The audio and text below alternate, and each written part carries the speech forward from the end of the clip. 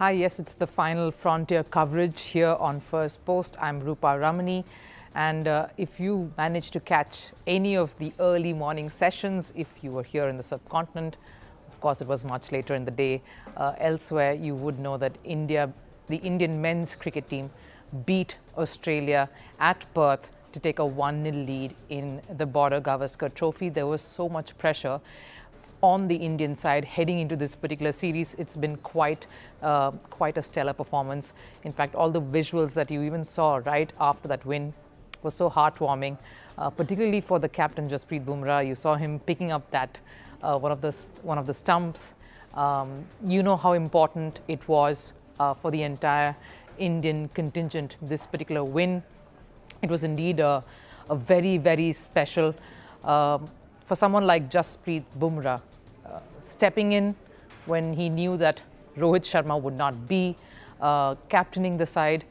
He would be joining in a little late. There is a lot of pressure. For anyone playing in Australia, I think it's all about what the conditions really mean, how difficult and daunting conditions outside India can be. And for the entire Indian contingent, it was much like that. Australia has this habit, and if you've been there, or if you've even watched all series that India or any of the visiting sides play against, when they go to Australia, when they travel to Australia, it's a very hostile situation that greets you. There is no friendly banter. It's a lot of animosity, and that animosity is multiple fold. Australia has a culture of being hostile, getting in under the skin, or at least attempting to get under the skin of their opponents. In fact, if you even remember, some months ago, I interviewed one of the support staff of the very famous Indian squad that beat Australia some years ago in Australia, and they spoke about how it was a lot of what MS Dhoni used to tell them. The whole point of trying to get the better of Australia would be to try and get under the skin. But this Indian side here, led by Jasprit Bumrah, which had so many youngsters, so many who've had just a few test experience, who aren't that experienced when it comes to test cricket, a lot of them playing in Australia for the first time, like Yashasvi Jaiswal, many who were making their debuts in test cricket, like Harshit Rana, like Nitish Reddy. I think it was a special moment. It says something when you make a debut against a team like Australia in conditions like Australia, which is both so challenging, and you come out of it victorious in the first test. That says something. It talks about how you've managed to take the pressure off you. It talks about grit. It talks about so much of guts. That's what Test cricket stands for.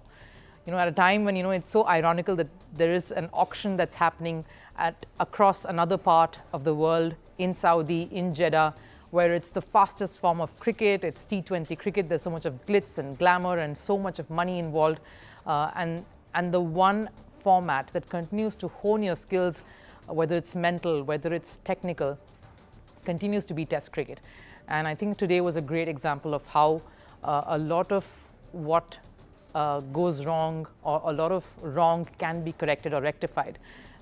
Coming fresh off a 3-0 whitewash, any side traveling to particularly Australia would be absolutely under the pump, would be under pressure. It's not easy to overcome something like that against a side that is proven to be absolute commanding opponents, especially in cricket. Whether it's the women's side or the men's squad, they are known to be very tough competitors. It isn't easy going up against them, especially in conditions that they are very familiar with.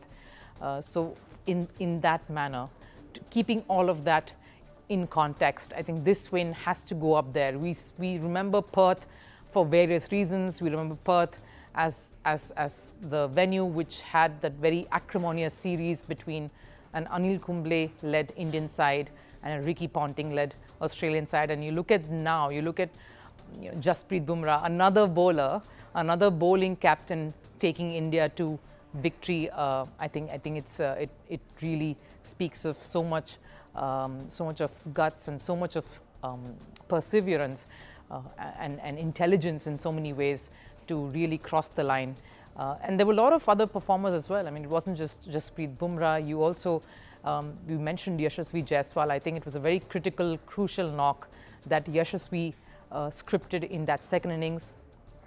That 160 runs, 100 odd runs was very, very critical for India, especially after that first innings of 150. And you know, when you look at it, there was a stark U-turn from day one for the Indian team to when it came to day 4, that is today.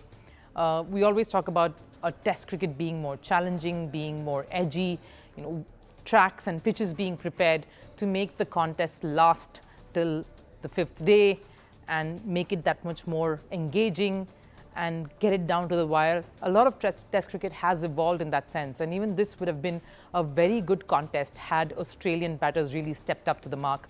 I think they'd be really, really disappointed. I think Australia, and you're already listening and you're already hearing a lot of the criticisms coming in from all quarters, whether it's the Aussie commentators, whether it's their former cricketers, voices around the fraternity who are observing this series, particularly this test. Media, of course, the one good thing about the media is they are very, very quick on both counts, whether it's to pump up the Aussie team ahead of a series and to get that hostility across to the opponents who are arriving on their shows, or it's to really, really critique their own squad, especially when they've been dealt with such a severe blow as this was in the early hours of day 4 at Perth. So you can be rest assured that the papers tomorrow are going to really be screaming for changes, are going to be very, very harsh and brutal against a lot of the players who came out to play against India. It's going to be a lot of thinking time for Australia, particularly. The next test, in fact, at Adelaide, which is a day and night, is not going to be easy. A day and night test has different set of challenges. Adelaide is another pitch that has something in it for everyone, whether it's the fast bowlers, the spinners later on. Of course, it's challenging for the batters, yes, but equally rewarding. So a lot different from what they would have been used to at Perth. So it's going to be, again, getting used to fresh conditions, particularly for the Indian side. A lot of them haven't played day and night test cricket. So a pink ball, batting against the pink ball is not similar to batting to a red ball. It's completely different. It's that much more difficult to sight, and it requires a special set of skills to get over that line. So it is going to be daunting, but yes, for now, the Indian team will revel in the victory that they have achieved at Perth. It has been historic, and I'm trying to think of the time when India, in any overseas tour, started off, particularly against Australia, in Australia, started off a series with a win. Very rare, and the key here, especially in a series that's as long as 5 test matches across different venues, different conditions, different weather, it's always going to be challenging, and key would be to keep that momentum going, which is what India will be looking to do. Of course, things get a little interesting now. You always say when a team loses, there are more problems and more headaches to deal with. But in this case, with a win, there are even more problems and headaches that India has to solve, because Rohit Sharma is back. He's flown into Perth yesterday and he's immediately hit the nets. Shami is also back. Shubman Gill should be recovering. You've got 3 quality, experienced players waiting to get back into the 11.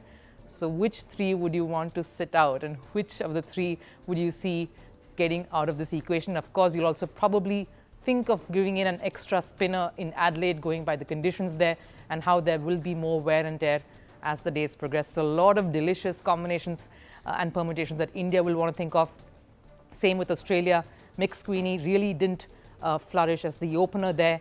They will have to look at that top order and see if there are other combinations that Australia would want to deal with and want to try and rejig. Steve Smith, that's a bit of a worry too.